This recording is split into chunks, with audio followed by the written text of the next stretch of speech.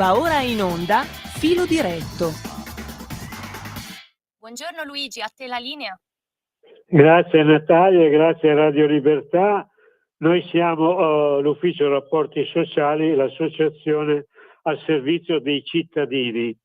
Noi siamo al servizio dei cittadini perché trattiamo vari argomenti riguardanti soprattutto problemi di patronato, di CAF, per le pensioni, per i conteggi, le domande, oppure servizi di problemi legali per quanto riguarda le vertenze civili, penali, sociali e anche per quanto capita, come sta capitando anche a noi qui, problemi condominiali per quanto riguardano le vertenze, le visure, le registrazioni, passaggi di proprietà, conteggi vari, perché adesso è un caos, almeno qui a Torino stanno capitando e vengono da noi, e noi come ufficio siamo a None, in via Volvera 3, e siamo presenti il martedì, il mercoledì, il giovedì e il venerdì dalle 14 alle 16. Però per prendere l'appuntamento per venire a None, quindi farvi disturbare per venire fino lì o meno, dovete chiamare il 328 07 15 232 e noi prendiamo atto della richiesta e ci diamo, avvertiamo gli interessati a rincontrarsi per risolvere il problema con sicurezza, cioè che si trovano veramente, non che arrivano e non trovano, non ci sono.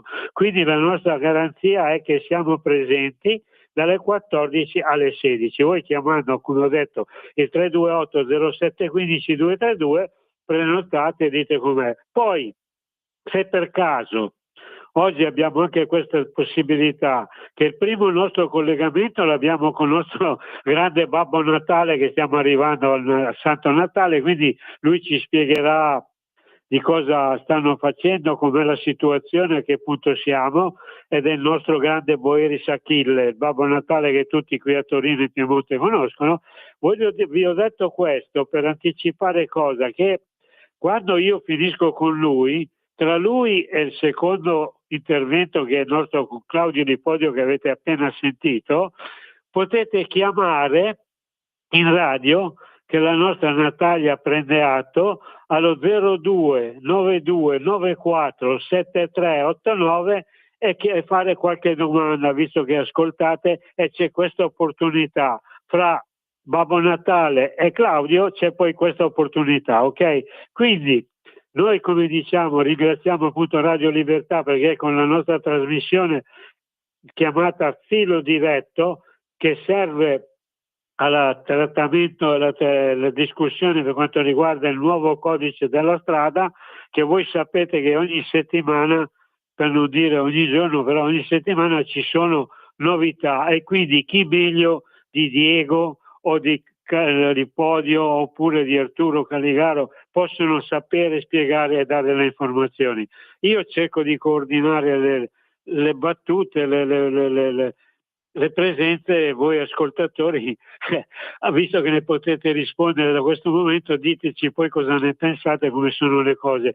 Quindi io direi subito di ringraziare appunto Achille Boeris, il nostro Babbo Natale, che è in linea. Lo ringrazio, gli ruberò 10 minuti, mi spiace, ma però lui è utile e vi deve spiegare a che punto sono le cose. Ciao Achille, come va? Ciao Luigi, tutto bene, tutto bene. Allora Achille, comincio. Spiegaci bene com'è la situazione, come siamo, e poi spiega anche il libro, insomma il giornale. Sai già cosa devi dire, così come Babbo Natale ha anticipato, dici poi come ci dobbiamo comportare. A te la parola, Achille. Ti ringrazio. Comunque inizio subito con ieri sera al ritrovo del RIV Iren, si sono trovati i cestisti, cioè giocatori, allenatori del basket e arbitri, per fare una cena. Di solito si fanno 2 cene all'anno e quando si fa la cena si versa una cifra a parte per fare della solidarietà. Scusate. Infatti io avevo mandato al giornale Torino Cronaca un articoletto dove si diceva dal gesto alla solidarietà. Scusate che ho un pochettino di raucedine. E niente, diciamo, ieri ci siamo trovati, addirittura è venuto un giocatore nazionale che è stato nazionale e ha giocato in campo internazionale, Caglieris, dalla Liguria, per partecipare a questo ritrovo, che poi è bello perché è un ritrovo tra amici.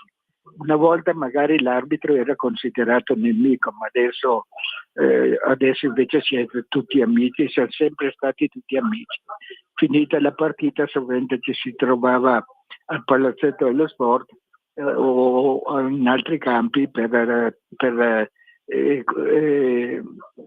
esprimere le nostre considerazioni sul gioco. Ieri si diceva che il basket di ieri era il basket e il basket di oggi invece non lo si considera più come tale, perché effettivamente durante il gioco c'è tin tum tum, poi il passaggio fuori e si deve realizzare i 3 punti. Niente, diciamo, fuori dalla linea dei 3 punti. Diciamo invece una volta era gioco maschio che sotto canestro dovevi importi per realizzare canestro. Poi sabato 29 e domenica 30 io inizierò a vestire il mio vestito rosso per i bambini. Infatti alla scuola Coppino di via Colombo 36 c'è un mercatino ad offerta di Natale, un mercatino di Natale ad offerta dove si può prendere delle cose e lasciare un'offerta. Questa offerta andrà, scusate, all'UGI, Unione Genitori Italiane, che è un'associazione che è presso le Molinette e hanno degli alloggi dove ricevono le persone da tutta Italia che vengono a operarsi a Torino. I bambini rimangono in ospedale e i genitori rimangono in questi alloggi. Poi c'è anche altro da dire, per esempio, io te lo faccio la domanda: com'è la situazione, il ripristino delle vetrate per le chiese, come va? Ma il ripristino delle vetrate per le chiese io ho cercato di mettere in contatto l'ingegner Diego Cudia con il parroco. E poi il radio che ti ascolta, sì, infatti dico, so che in settimana si devono contattare e diciamo che la mia speranza è proprio che vada in porto questa iniziativa, insomma, perché è molto importante sia dal punto di vista diciamo dal punto di vista culturale, perché sono 3 chiese molto importanti e vicino a Porta Nuova, dove la gente sovente viene a visitare la zona qui in San Salvario. Poi il 7-12 invito tutti al ritrovo dei 50.000, dicono, Babbo Natale a Regina Margherita. Per i bambini arrivano in canoa, arrivano di corsa a piedi, arrivano in bicicletta, arrivano in moto, alcuni arrivano in macchina. Diciamo, io per 10 anni sono andato dentro all'ospedale a dare i doni ai bambini e, se mi permetti, ricordo due cose che mi hanno colpito. Un anno eravamo al 5° piano dove c'erano le leucemie e i tumori e parlavamo per citofono. C'era un bambino di 7-8 anni, eravamo 8 Babbo Natale, gli abbiamo offerto i regali e io offrivo dolci e lui no. Allora gli chiedo per citofono: perché non vuoi i nostri regali? e lui ha risposto: perché mi hanno detto che a Natale vado a casa guarito e questo è il più bel regalo che potessi chiedere. Io tutte le volte che lo racconto mi sento il freddo scorrere nelle vene. Un'altra volta invece una bambina di 2 o 3 anni era trapiantata di cuore e dire scusate sempre, era sul letto vestita, dice: oh che bello, faccio perché loro mi hanno dato il giocattolo, tu mi hai dato i dolci, vado a casa. Vedete che i bambini insegnano a noi adulti che cos'è la vita. Dice, comunque Achille, abbi pazienza, abbiamo il tempo che vola e io ti ringrazio. Tanto sabato tienti che ti faccio magari altri 2 o 3 minuti, perché sabato avremo anche i nostri, sai, disabili, le nostre associazioni che sai che fanno parte della nostra famiglia e anche loro hanno altre cose da dirci. Quindi Achille, io ti ringrazio. Concludo velocemente. Curati un po' anche tu, perché anche tu non sei proprio come me in gamba, però ci diamo da fare. Per quello che ti dico, ringraziamo una radio come questa, Libertà, che consente a gente come noi e ad altri di potersi esprimere, di parlare, di dire. Tra l'altro tu stai parlando perché ti dai da fare per gli altri, non per te stesso. Ecco perché ti ringrazio a nome di tutti. Achille, vai, salutaci, va. Vi dico ancora una cosa: il 14 dicembre sarò con gli amici disabili che seguo da 30 anni e sicuramente anche lì mi porterò il mio vestito rosso, perché per dare un attimo di sorriso a queste persone che io seguo e partecipo a tutte le loro attività. Vi saluto e vi ringrazio di avermi ascoltato e scusate la mia tosse che ha interrotto il mio discorso. Saluta anche la nostra Natalia che ci dà la mano proprio in radio, è lei che ci fa far bella figura, credo. Dai, ciao, bello. Ciao, grazie di tutto. Ciao Achille, grazie. Allora Natalia, mentre ci colleghiamo con l'Ippodio, che ormai doveva essere collegato perché c'hai... È già collegato, Luigi. Già, appunto, che avevi già il collegamento alla trasmissione prima. Allora Claudio, è inutile che ti faccio perdere tempo perché ho 2 domandine da farti. Intanto ti ringrazio, ho sentito prima che i nostri, anche lì, anche voi vi date molto da fare, quindi com'è Claudio? Dimmi qualcosa, va, ciao. Buongiorno, sì, beh, sai che io ho diversi cappelli, no? Prima c'ho il cappellino dell'Umanitaria Padana perché è storicamente una parte della mia vita, ormai come una parte della mia vita è l'ACP e l'Automobilicale Padano che continuiamo a portare avanti ormai da anni. Sì. Si fa grande lavoro sempre, si cerca sempre di portare avanti quello che era la bandiera dei tempi, quindi la bandiera dell'aiuto, della competenza e del supporto nel caso di prima, ai volontari e alle persone che hanno bisogno, e nel caso nostro agli amici, ai collezionisti, a tutte le persone che hanno la passione come la passione in comune con noi. Allora, perché sai che dopo abbiamo, che lo sai, no? Appunto l'ingegner Cudia che parla dell'elettrico e Arturo Caligari quello che è anche politico. Senti un po', Claudio, 2 domandine, sì, perché queste sono, tocca a te dare le risposte. Parliamo di quello che tratti. Ma il posto di blocco, niente patente libretto, ora serve l'RU perché se non ce l'hai scatta il sequestro del mezzo. E poi cos'è sta storia che sta capitando? Chi meglio di te può dirmelo? Patente di guida con certe patologie non può più guidare e uno non la conosce nessuno. Puoi darmi un paio di risposte tranquillamente come sai fare tu, tecnicamente valide agli nostri ascoltatori che se vogliono intervenire mentre ci sei tu possono anche chiamare, fare qualche domanda allo 0292947222, così puoi dargli anche magari delle risposte tu o gli altri 2 che vengono dopo. Claudio, cosa ne dici? Facciamo bene o no?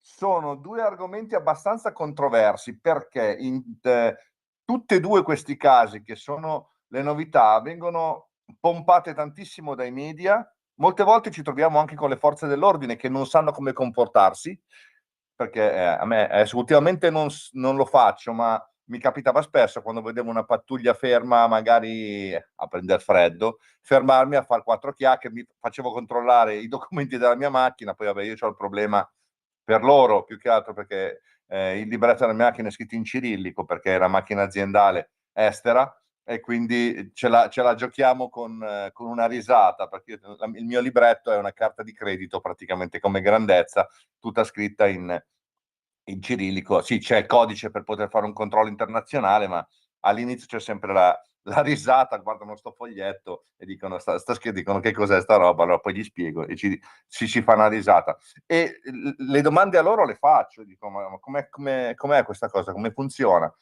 Fa sì, c'è questa proposta, è stata votata, ma cioè, diciamo che quasi nessuno ormai oggi è attrezzato, organizzato e in macchina c'ha questi documenti.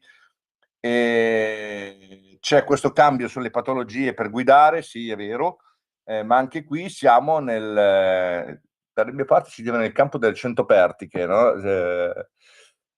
L'inizio di una cosa nuova provoca un sacco di confusione, un sacco di allarmismi che devono essere poi gestiti con una corretta informazione che purtroppo oggi il Ministero non sta facendo, l'ACI tanto non gliene frega più di tanto quando uno ha un problema va là e deve pagare, quindi loro più ci sono problemi più incassano ed è per quello che sono importanti le associazioni come le nostre, Luigi, non c'è niente da fare, quindi dobbiamo cercare di tranquillizzare i nostri soci e far capire quali sono quali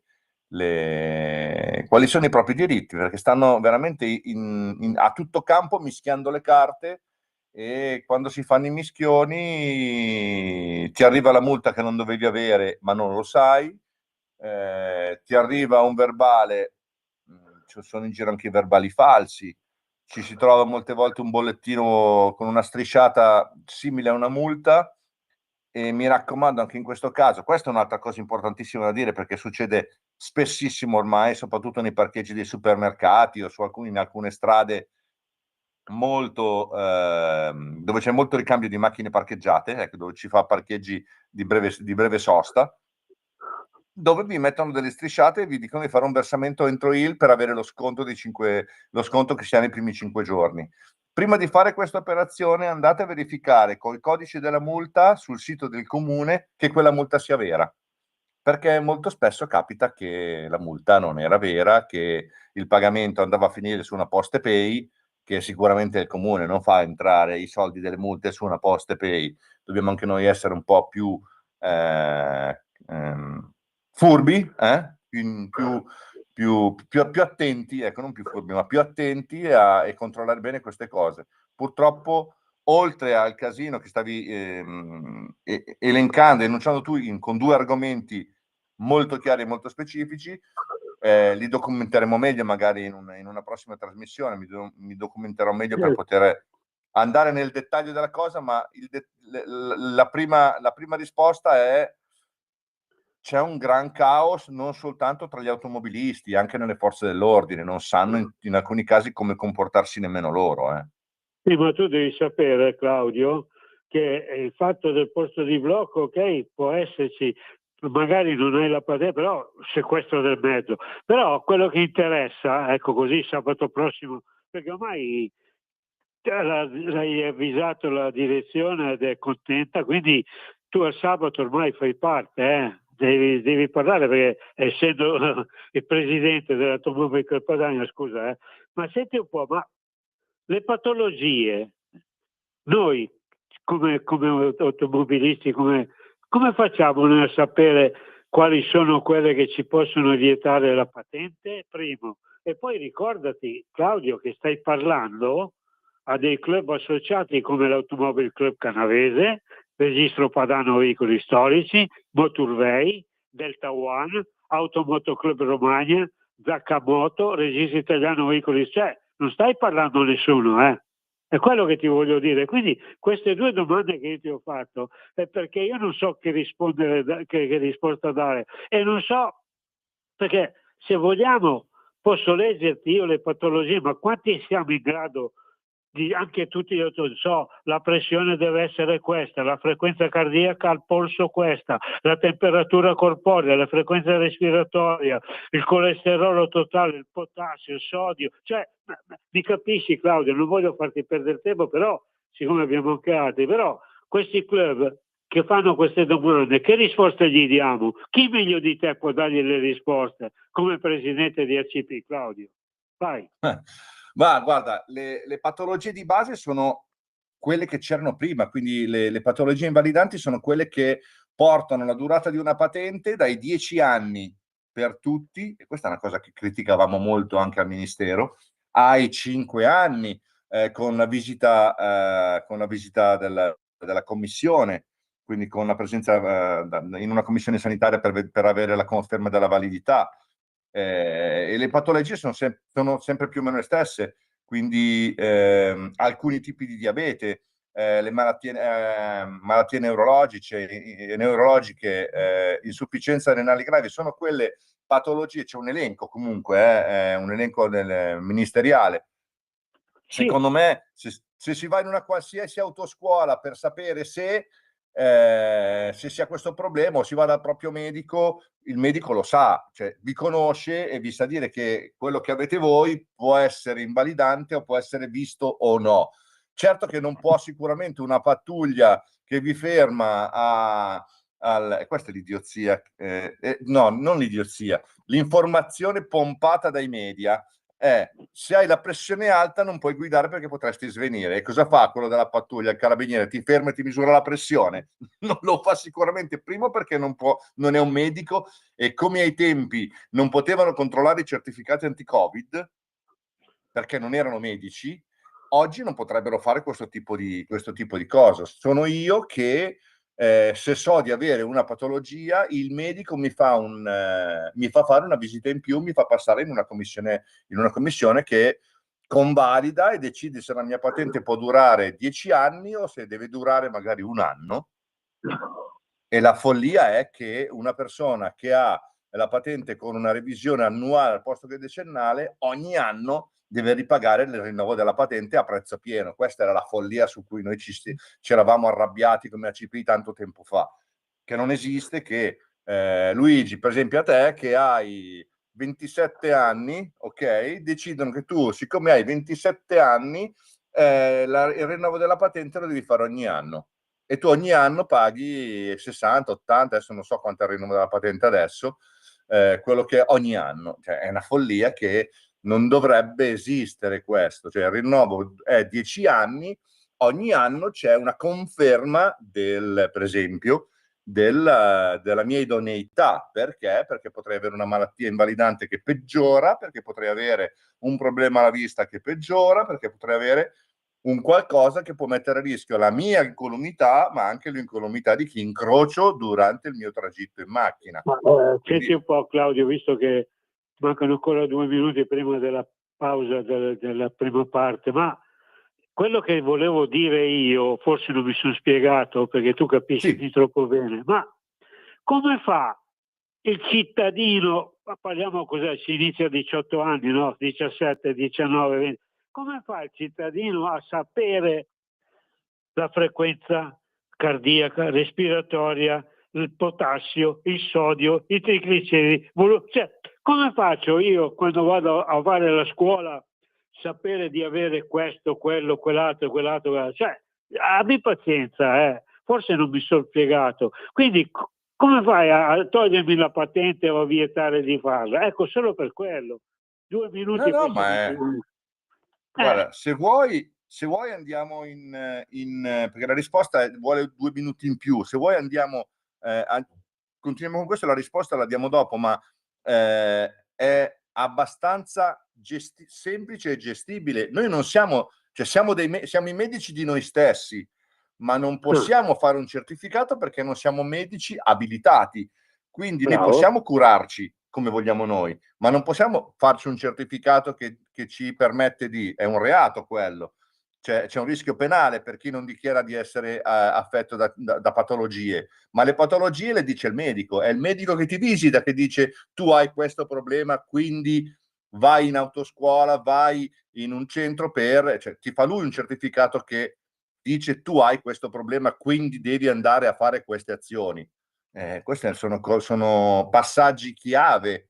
Una persona ha un problema sanitario, deve fare determinate azioni, Luigi. Non è una cosa che nasce da sola e ognuno poi sono cavoli suoi, assolutamente. La base è il proprio medico. Tu, Claudio, sei troppo preciso e conosci bene. Quindi sabato prossimo, per esempio, parliamo, no? Perché noi dobbiamo difendere gli automobilisti, no? I patentati, per il comportamento nei confronti delle nuove norme, eccetera. Perché se andiamo a discutere sul codice della strada nuovo, Claudio, parliamo per 25 anni senza fermarci, dai. Ma io parlavo di questo perché mi fanno queste domande. Ecco perché chiedo a voi, chiedo a te, e ne approfitto della radio che ce lo consente di far ascoltare agli altri certe risposte, perché non credo che anche gli stessi responsabili che ti fermano siano all'altezza di essere in grado di dire è così, non è così. Magari non sanno neanche che magari hanno dei problemi cardiaci loro stessi, però a te ti multano e loro vanno avanti. Ecco, comunque Claudio, io mi scuso ma ti ringrazio. I temi sei già tu puoi trattare ciò che vuoi per quanto riguarda come presidente dell'Automobile Club Padania, quindi sappi che questa radio lo consente, quindi sei libero di liberare. Io anzi, a nome di tutti, appunto delle varie società che ti ho detto, le associazioni, ti ringrazio e ti do la parola per sabato prossimo. Grazie Claudio. Ok, va bene, sabato prossimo ci risentiamo. Grazie Claudio e diamo la possibilità a Natalia dell'intervento per la seconda parte della trasmissione. A voi studio, grazie. Radio Libertà. Veniamo da una lunga storia e andiamo incontro al futuro con spirito libero per ascoltare tutti e per dare voce a tutti.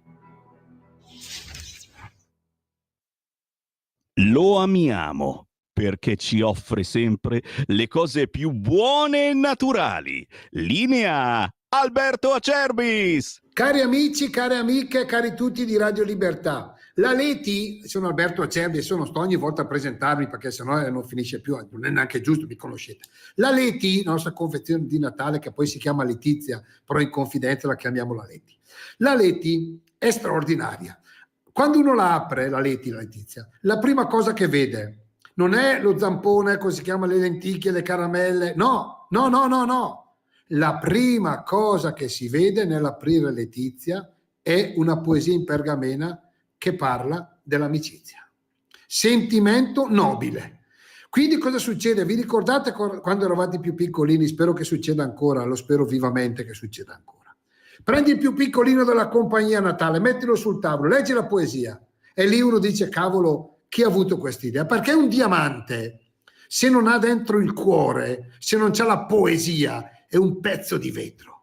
È meglio un fiore di campo dato col cuore. Letizia nasce così. Poi trovate l'olio Acerbis, qua imbottigliamo sul lago di Garda, che non si trova nei supermercati, una delizia, una cosa pazzesca. Poi trovate le 3 specialità gastronomiche, poi trovate il pandorato da 1 chilo, lievito madre, 48 ore di lievitazione incartato a mano, bellissimo. Non vi dico il resto perché è una sorpresa. E poi c'è le 3 specialità gastronomiche, insomma, 59 euro, chiamate 030 68 40 408 oppure olioacerbis.com. La Leti vi aspetta. Ciao. Luigi, di nuovo a te la linea. Grazie Natalia. Allora, visto che abbiamo la seconda parte grande Diego, tu come ingegnere appunto ti ho detto, sai tutte le problematiche riguardanti il cosiddetto elettrico, anzi intanto so che sei in collegamento, vero Diego? Sì Luigi, sono in collegamento, buongiorno a te e ai radioascoltatori anche da parte mia, sono qui.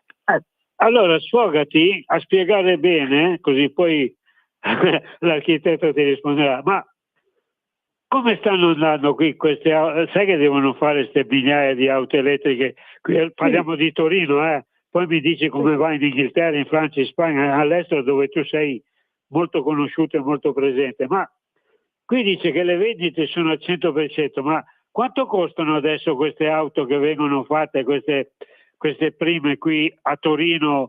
Cosa sono le prime 100.000? Sfogati e spiegarci bene com'è la situazione a causa della preparazione per le auto elettriche prima del 2035. Vai.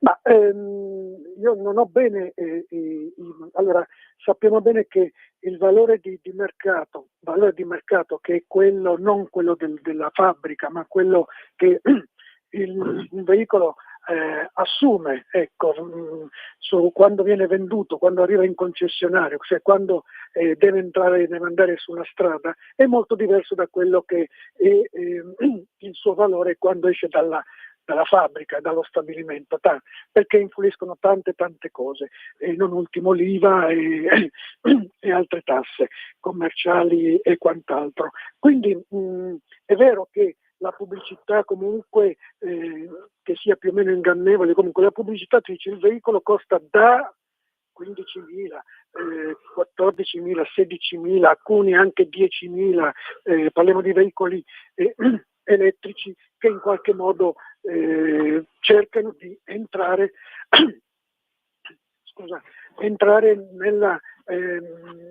nella simpatia anche del pubblico, ecco, che poi ci riescano o meno, questo bisogna chiederlo poi a chi li va a vedere e anche a provare e quindi a comprare.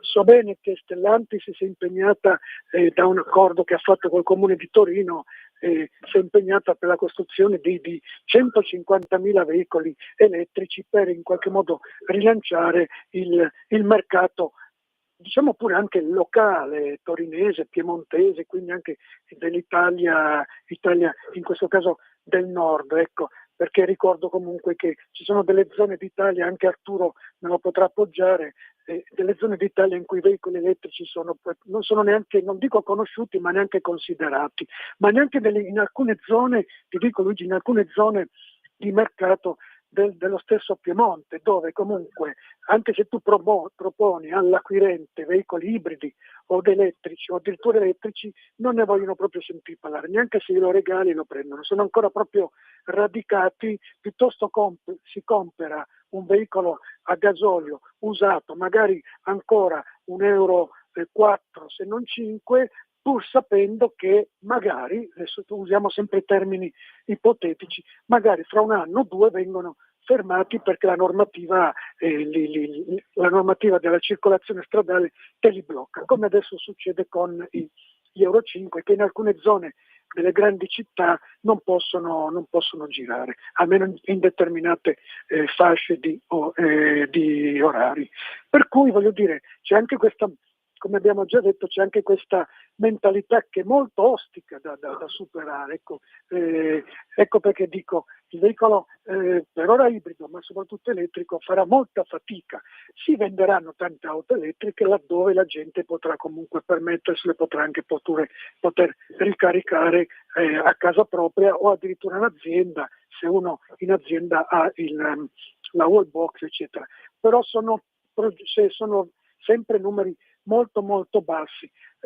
Certo, si costruiranno 150.000 auto elettriche, ecco, qualcuno l'ha già ordinata, ma questo sono sì, ma scusa, tu che sei tecnico, io te la faccio da cittadino esterno, ma di che cilindrata sono queste 110.000 o 150.000 e quanto costano? E poi dopo, ammesso che circolino, no? Sì. Parlo di Torino, Diego, parlo di Torino. Quando devono fare la ricarica, cioè la spiegazione tecnica che tu sei persona giusta, qual è? Quanto costano? Come sono? E dove poi potranno circolare tranquillamente? Perché io vedo già adesso, quando vado in giro, che torno per strada, che c'è qualcuno che deve ricaricare la macchina, che magari sono 5 macchine, ne possono caricare solo una e le altre 4 che fanno? Aspettano 2 ore. Ecco, questo che voglio sapere. I cittadini che vengono lì a Nona, e tu lo sai, fanno queste domande. Che risposte gli dai, visto che in Europa tu sei conosciutissimo? Come la pensano? Allora, certo, indubbiamente hai posto proprio una questione di cui tutti parlano e comunque nessuno vuole fare qualcosa.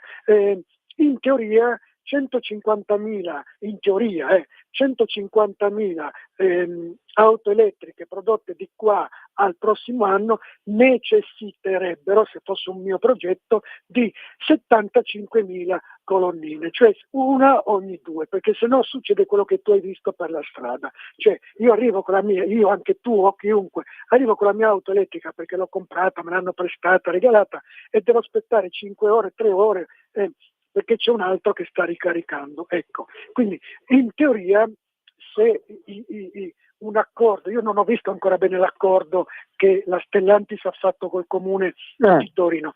In teoria, se io faccio il costruttore di auto e ti dico, leggi, devo costruire 150.000 km, tu che sei il direttore della viabilità o l'assessore della viabilità di Torino, me li fai 75.000 colonnine? Dove? Come e quando? E il problema diventa tuo, cioè quello in questo caso del comune di Torino. Non sappiamo dove metterà queste colonnine, come le metterà, perché già abbiamo visto che anche solo per levare una pianta o mettere un segnale stradale bisogna fermare mezza città ancora un po', figuriamoci con progetti di questo tipo qua. E quindi diventa poi una questione di cui l'amico poi Arturo Calligaro andrà poi a dibattere. Io ti ho fatto la domanda perché tu come tecnico europeo parli e Arturo poi anche come personaggio sia lì nella città di Moncalieri, però come personaggio politico il più importante della nostra associazione riconosciuta da tutti, dà anche le risposte. Ecco perché vi metto prima uno e poi l'altro, perché solo così chi ci ascolta capisce di cosa trattiamo. Dai, ti lascio ancora qualche minuto, poi diamo la parola anche ad Arturo, vai. No, ma io tanto sono discussioni che tra professionisti si fanno, poi comunque bisogna trovare una quadra, insomma, ecco. Quindi sto dicendo, questo da un punto di vista tecnologico, perché se vogliamo costruire e fare in modo che i ragazzi, le future generazioni così possono viaggiare con le auto, ma anche noi con le auto elettriche dobbiamo creare una infrastruttura. Il problema è che non è un problema di chi fa le automobili, magari fosse di chi fa le automobili, ma io non posso andare su un marciapiede, io che faccio le auto elettriche non posso andare su un marciapiede oppure venire a casa tua e dire Luigi guarda, oppure nella tua azienda ti faccio la colonnina e tu mi dici, oppure andare in una piazza e decidere io, ecco. E quindi c'è un po' questo rimbalzo che avviene anche a livello europeo e quindi ci sono delle nazioni che appoggiano questo sviluppo, vedi per esempio agevolazioni per i supermercati che mettono le colonnine, le wall box quasi gratis per i condomini, parliamo della Francia e anche in Spagna, li danno proprio gratis, cioè tu paghi solo la messa in opera, ma i 1.500 euro che dovresti pagare li paghi poi in bolletta un po' per volta. È un modo per in qualche modo agevolare. Sulla strada bisogna sempre fare dei provvedimenti a livello proprio di amministrazione culturale, di amministrazione comunale, scusate. E quindi sono sempre questa cosa qua. Ecco perché dico 150.000 auto, sì, facciamo lavorare migliaia di persone che giustamente hanno diritto.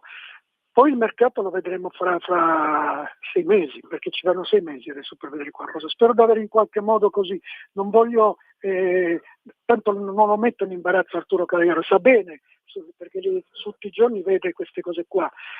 Finché la politica non accompagna e la tecnologia in qualche modo non viene anche gestita in modo, chiamiamolo, più attento, ecco. Per cui non parliamo poi delle colonnine che vengono costruite, vengono posate e poi vengono dopo 2 giorni rovinate perché poi lì per fare una ripicca alle altre fazioni politica. E ho lanciato la freccia ad Arturo perché sa di cosa sto parlando. Spero io anzi ti ringrazio e ti prepari per poi sabato prossimo con gli altri argomenti che ci saranno senz'altro novità, visto che parlavi di Stellantis, vabbè, poi andiamo a discutere anche di altro. Per adesso io ti ringrazio, Diego, vai tranquillo, poi grazie ti saluto. Luigi per l'incontro, saluto Arturo Calligaro e lascio volentieri all'attenzione dei radioascoltatori di Radio Libertà che saluto calorosamente, alla prossima, arrivederci. Ciao Diego, grazie, visto che manca un quarto d'ora e adesso è giusto che ci sfoghiamo, a parte la risposta che ti darà l'architetto, io gli devo fare 2 domandine. Ciao Arturo, benvenuto, grazie. Ci sei? Pronto? Lo stiamo collegando, Luigi, arriviamo subito. Ah, pensavo che era collegato. Niente, perché ho 2 domande da fare e lui tanto ha sentito la trasmissione che risponderà all'ingegnere dire domande, che solo tra di loro si risolvono i problemi e i nostri cittadini, i nostri soci che vengono da noi sono contenti perché hanno a che fare con persone serie, precise, preparate e oneste. Ci sei Arturo? Sì, ciao Luigi, un saluto agli Ecco. ascoltatori.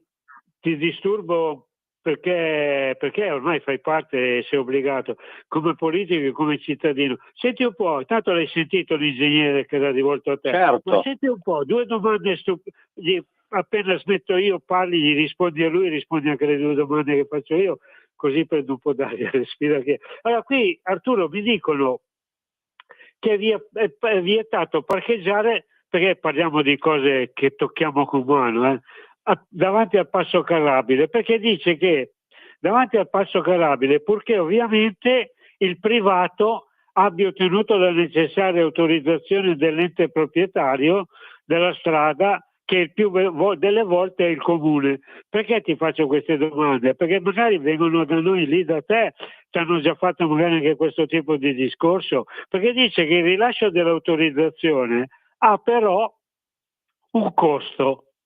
Si tratta di un canone variabile che tu potrai spiegare in base alla regolamentazione dell'ente, che in ogni caso non supera mai l'importo di qualche decina d'euro. Faccio queste domande Arturo perché molta gente prende delle multe perché si ferma un attimo davanti al passo carrabile e poi dopo ecco perché ti faccio la domanda.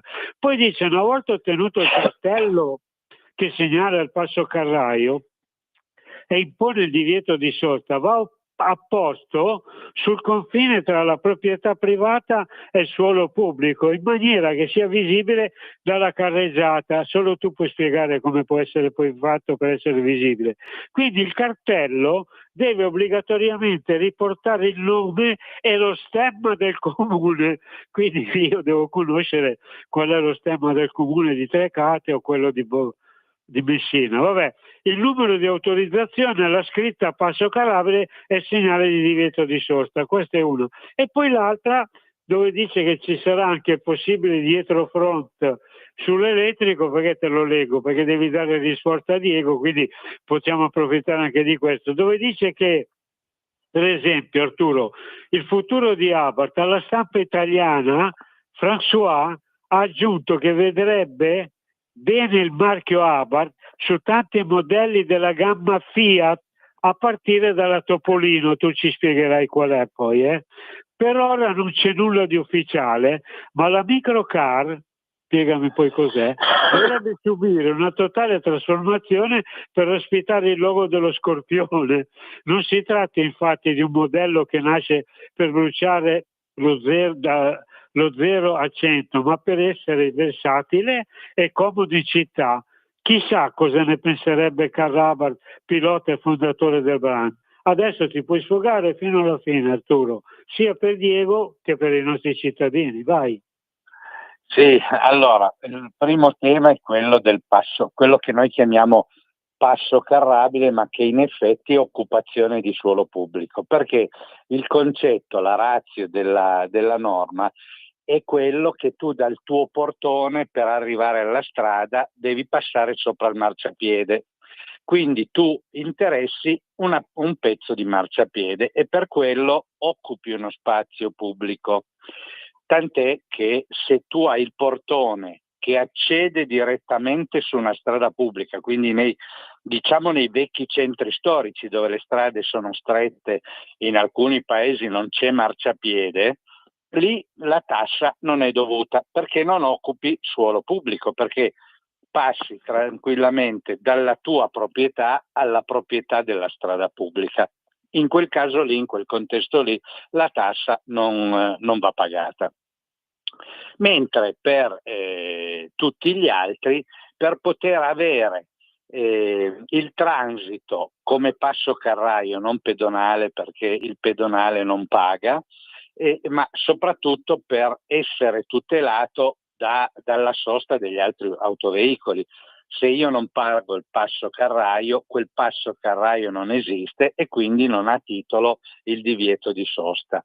Per cui il comune, in funzione di questo, visto che tu per transitare occupi il suolo pubblico, quindi in quel tratto di strada non può esserci nessuno che parcheggia, e che quindi ti chiedo una tassa che si chiama passo carraio, ma è una tassa, viene gestita come tassa di occupazione di suolo pubblico, e ogni comune impone una sua aliquota, una sua tariffa. Ogni anno all'approvazione del bilancio comunale vengono stabiliti questi criteri insieme alla tassa sulla pubblicità, alle aliquote IMU. Quindi è uno degli introiti che hanno gli enti locali. Oramai ci siamo dimenticati di quello che era il federalismo fiscale, il concetto, il principio della sussidiarietà e del federalismo fiscale.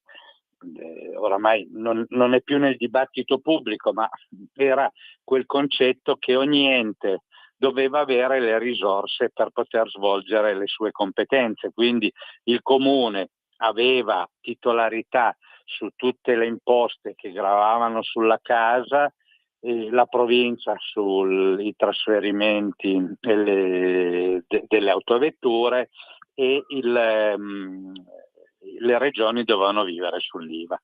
Questo oramai è passato nel dimenticatoio, perché adesso approviamo l'autonomia, ma è un'autonomia che non prevede anche la rivisitazione di queste imposte, per cui i comuni adesso, per far quadrare i bilanci, devono avere questa tassa. Al di là di tutti i ragionamenti sulla progressività delle imposte che qualche area politica fa, quindi non si può fare la flat tax perché non c'è la progressività delle imposte, però abbiamo una serie di imposte e tasse che non hanno nulla a che fare con il reddito e che sono sempre i balzelli che ricordano le imposte medievali, no? Perché tu fumi paghi la tassa, perché tu bevi paghi la tassa, se tu hai il passo carraio paghi una tassa, se tu hai un'automobile paghi un'altra tassa, per cui al di là che tu sia un povero in canna o che tu sia un miliardario, quindi non c'è nessuna differenziazione per questo. Per cui questo principio, per avere la possibilità di accedere alla strada pubblica, tu devi pagare una tassa perché occupi una parte di suolo pubblico. Recentemente c'è stata una sentenza della Corte di Cassazione, mi pare, della Corte Costituzionale, che a parcheggiare davanti a un passo carraio possono essere ravvisati gli estremi di un reato anche penale, perché tu impedisci l'uscita di autovetture e quindi in qualche modo sequestri delle persone che non possono uscire dalla loro proprietà. Magari se vogliamo affrontare questo argomento per sabato prossimo potremmo aggiornarci sugli estremi di questa sentenza, che è anche interessante in alcuni casi. Il fatto che se io parcheggio davanti a un passo carraio posso essere in qualche modo denunciato e a vedermi aprire un processo penale a mio carico, no? E questo molti non lo sanno, per cui sarebbe bene approfondire magari per le prossime settimane anche questa sfaccettatura.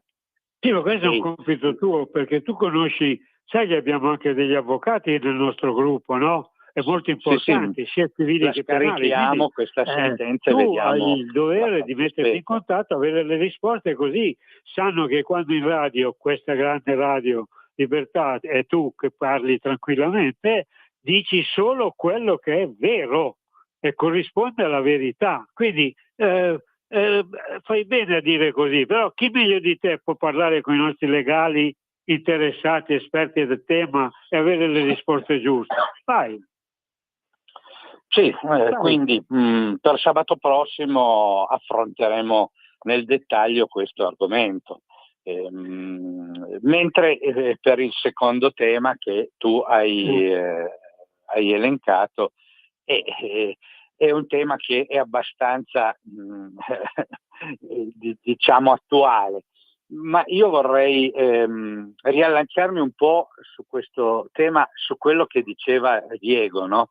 Che lui giustamente e correttamente da tecnico affronta l'argomento di un cambio di interesse per la mobilità.